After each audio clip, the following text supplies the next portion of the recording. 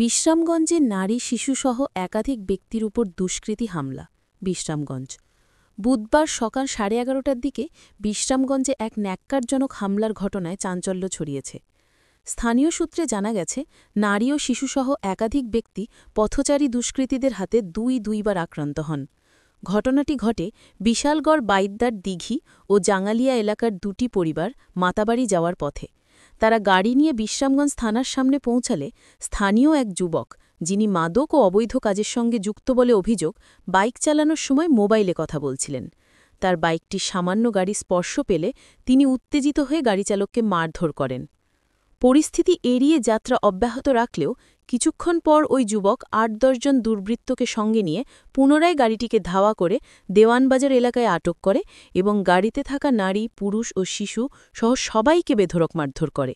এতে একাধিক ব্যক্তি গুরুতরভাবে আহত হন।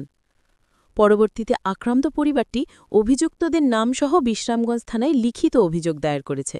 অভিযোগে নাম রয়েছে রাহুল ঘোষ, সুভাষ দেবনাথ, বাপ্পা দেবনাথ, রামকৃষ্ণ দেবনাথ, সুমন দেবনাথ, শ্যামল রায়। তবে কাউকেই গ্রেফতার করতে পারেনি পুলিশ। স্থানীয়দের অভিযোগ, অভিযুক্তদের অধিকাংশই শাসক দলের প্রভাবশালী নেতাদের পরিবারের সদস্য, যার ফলে পুলিশ তাদের গ্রেফতারে গড়িমসি করছে।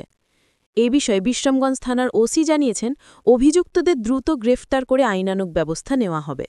স্থানীয়দের মত, দলের নাম ভাঙিয়ে এলাকার ত্রাস হয়ে ওঠা এসব দুষ্কৃতীকে এখনই আইনের আওতায় না আনলে ভবিষ্যতে আরও বড় অঘটন ঘটতে পারে।